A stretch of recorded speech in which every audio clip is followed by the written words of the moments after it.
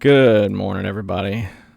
I just got the Steam year in review, and this seems to be a thing that a lot of the online services are doing. I would see people Spotify year in review all over like Twitter and whatnot. So I thought we'd take a look. I played a ton of new games, and I like my new achievements. The big thing that I found interesting when I looked at this was the number of games I played. Well, first of all, let's take a look at the big ones. Territory Idle, 10% of my time. And that's because I work from home. So idle games appeal to me in a way, that other games can't. Because I can't play games while I'm working. But I can have Territory Idle just open. And then Rust has 7% of my time, but I've only been playing this game for like a month, tops. At 33 sessions. That means most days I play it, then I quit, and then I play it again, which is pretty funny. And then AI Roguelite is another real big one. I haven't played it in a while, but early in the year, this was a big game for me. It's totally text-based, text and image-based, but everything about it, what you're doing, who you're facing, what you see, it's all AI generated. And so really, truly bizarre stuff can happen in that game, and it's just an absolute gem.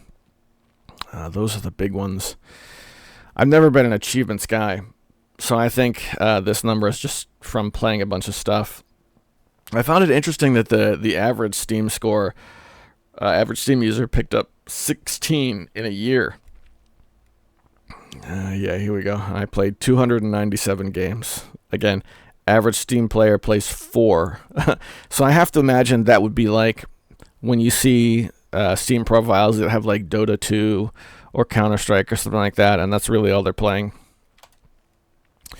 Your longest streak was 27 days. That sounds bizarre to me because I never ever get to play on the weekends, which means I played 4 weekends consecutively, and most people only get to do 5.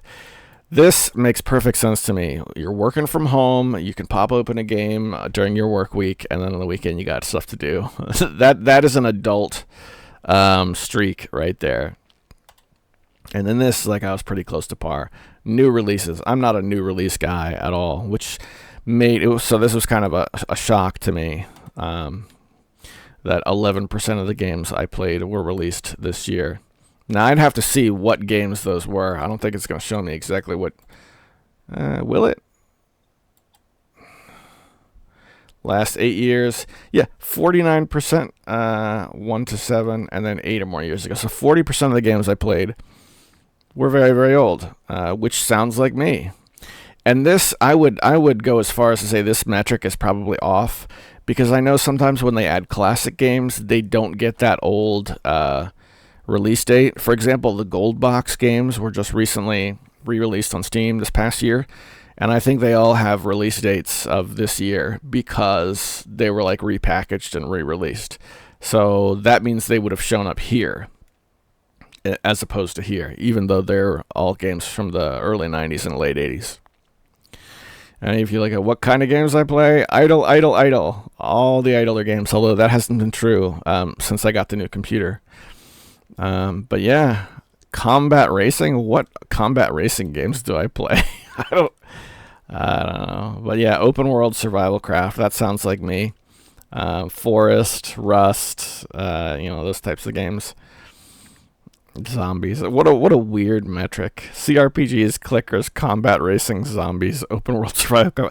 JRPGs are not anywhere on here. Yeah, and I was pretty proud of this. 95 community awards given. I'm pretty cavalier with the community awards because I got a lot of points. And I know if you're coming across a smaller account, something like, say, somebody who only plays 5 games, or 16 games, or 16 different achievements, one of these smaller accounts, and you give them a community award, those 100 points can be, like a cool thing because that means they can go get an avatar or whatever. Territory Idle, all year I got 1 achievement. Yeah, you see that this is where I got the new computer. I was playing it a ton. New computer got showed up and it just died. And then Rust, it's just been November, December, and that's it. And that became my number 2 game, just based on these past 2 months.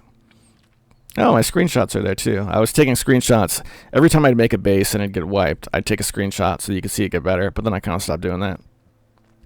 Roguelite, real big early on. Ton of achievements for that game. And then we come to Terraria, which is, I guess, would be my number 4 game. This is kind of weighted because my son plays this a lot. So I doubt any of this time is mine. And then, yeah, Fallout 3, which I played through for the first time, start to finish. And I absolutely adored. And I think that's everything. During this time, you played 28 different games. This is during my streak. What was I playing during my streak? That was when I was doing when I was playing Halo. I played Halo for a little while.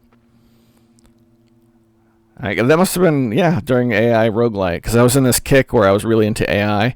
You could say AI Adventure, but that ran entirely locally, so I couldn't run it off my machine. AI Dungeon, which was okay, but kind of weird. Yeah, I got really into AI-generated content. And I still think it's awesome, by the way. You should definitely check out all 3 of these games if you haven't. And then I'm not going to go through... Oh, timeline view. That is cool. January. Have I not played Wizardry the 5 Ordeals since January? Because I was psyched about that game. Hold on, I want to check on this. Wizardry the 5 Ordeals.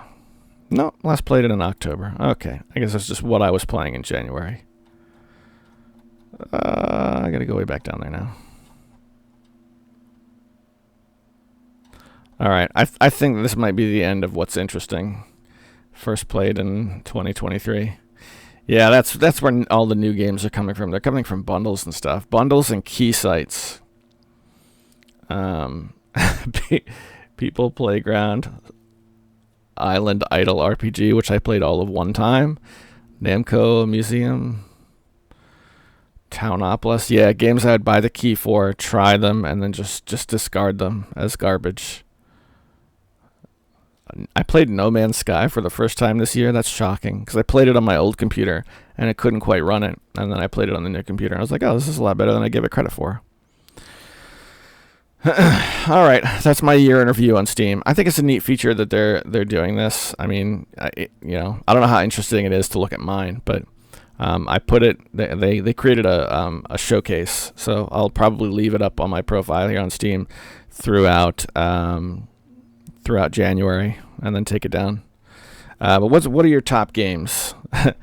Wait, no, this is 2022. 2022, my top game was Cookie Clicker. I gotta fix that. But anyway, what about you, Steam users out there? What are you playing? Thanks for watching.